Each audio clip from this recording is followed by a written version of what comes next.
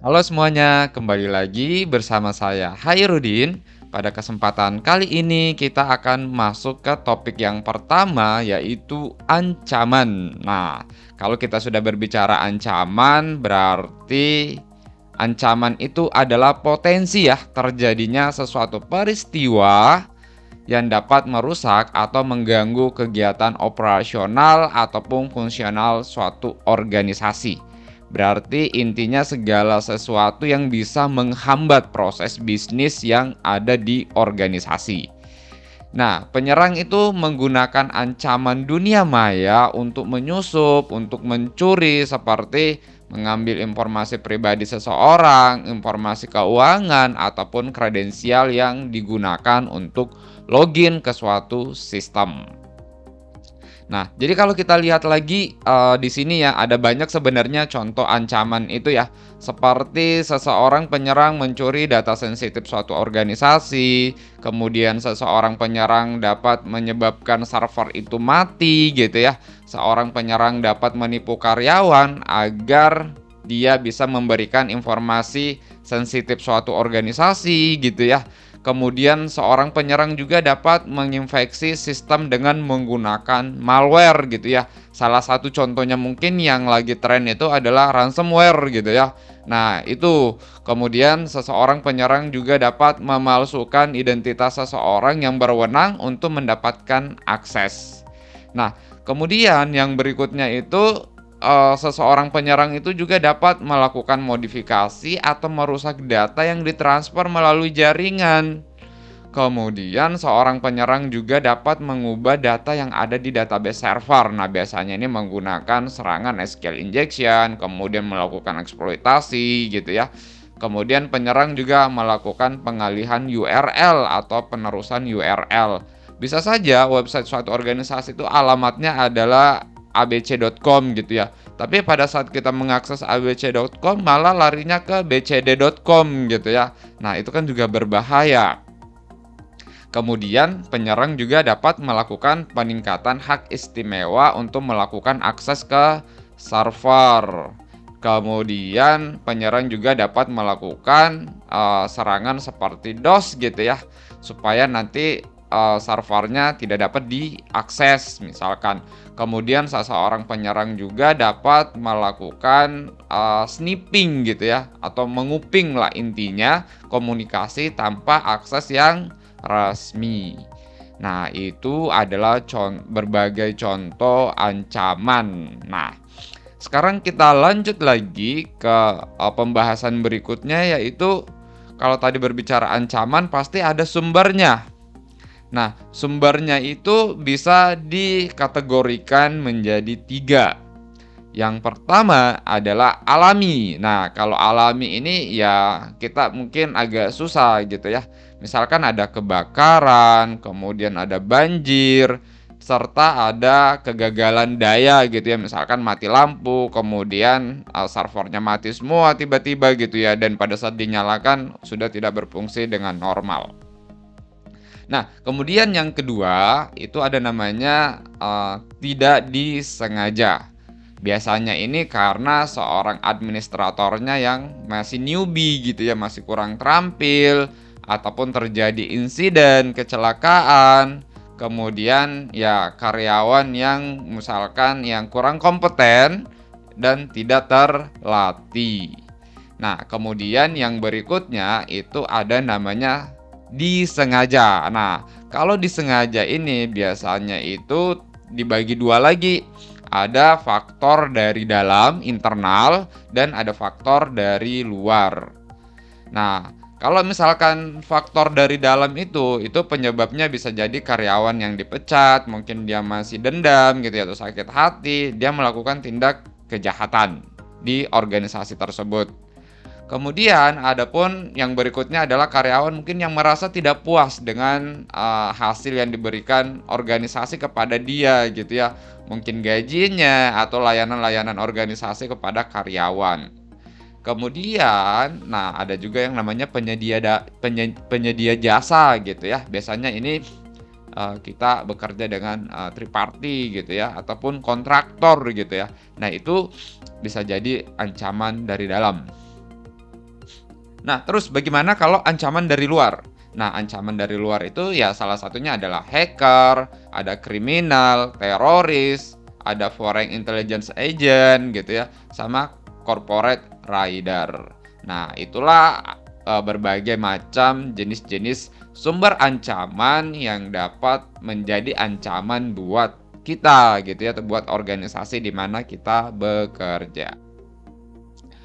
Oke, sekarang kita lanjut lagi ke yang ketiga. Nah, apa itu yang ketiga? Yang ketiga itu lebih ke perangkat lunak gitu ya, atau kita sering kenal istilah dengan nama malware. Nah, malware ini adalah perangkat lunak jahat ya, software jahat atau software yang dibuat memang untuk melakukan tugasnya, baik itu mencuri data, merusak data gitu ya di komputer tujuan atau targetnya si penyerang.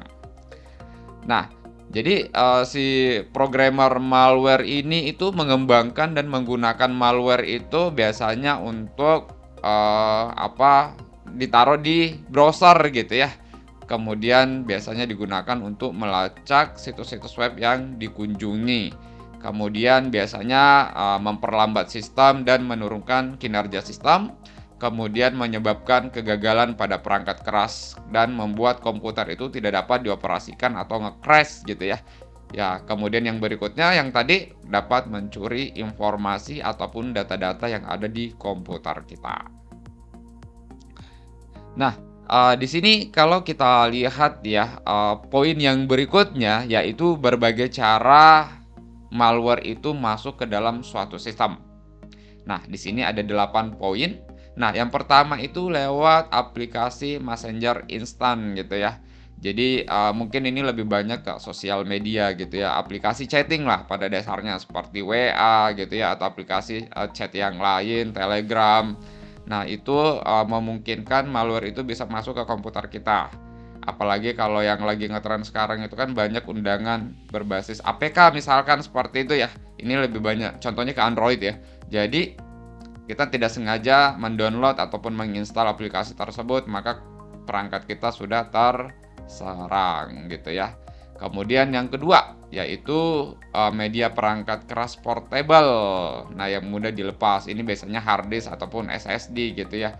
Bisa saja ternyata di dalam situ sudah ada aplikasi berbahaya atau kita menemukan flash disk yang jatuh kemudian kita colok di komputer kita. Nah, itu juga harus hati-hati ya. Kemudian ada bug dari software ataupun dari ini ya browser gitu ya. Nah, sehingga itu menjadi celah juga. Kemudian biasanya kita mengakses situs-situs yang tidak terpercaya ya. Apalagi buat teman-teman yang suka download aplikasi-aplikasi yang bajakan. Nah, itu gitu ya, atau misalkan ya website-website yang berbahaya gitu ya, biasanya itu banyak link-link malware di sana.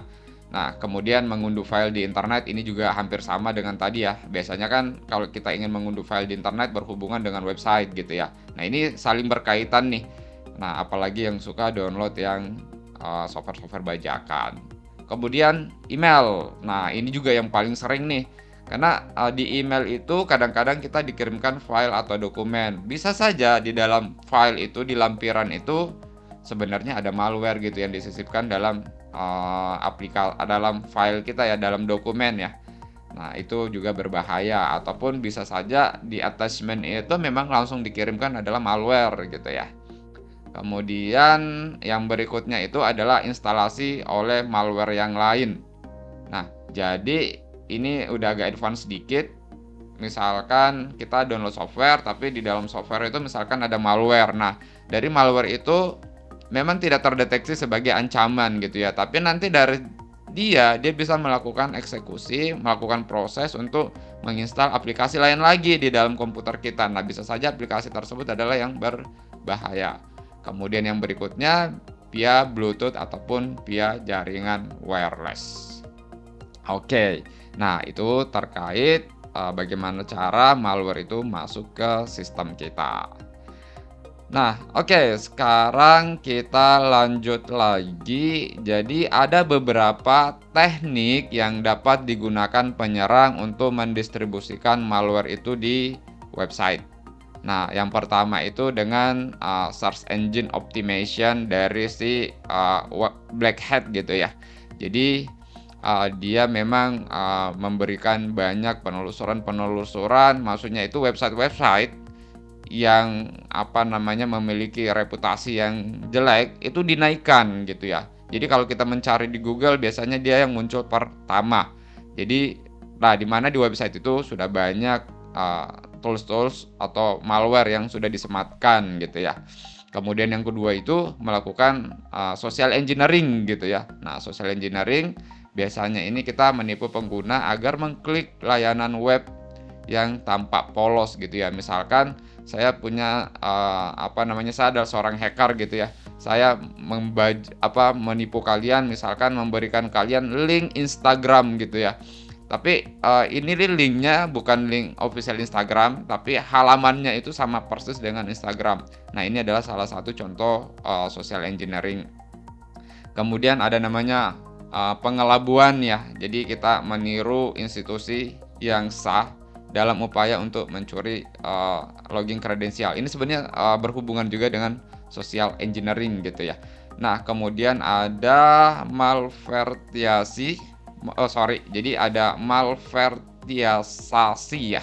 Jadi menyematkan malware itu di jaringan iklan gitu ya, ditampilkan di ratusan situs dengan mengklik intensitas tinggi gitu. Jadi malware ini itu kita iklankan gitu ya. Jadi kemungkinan besar itu diklik sama orang itu banyak.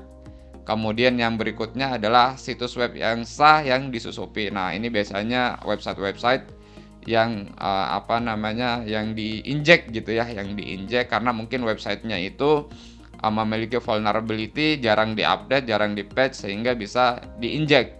Nah, nanti di dalam website itu bisa banyak malware. Kemudian biasanya yang berikutnya adalah unduhan drive ya.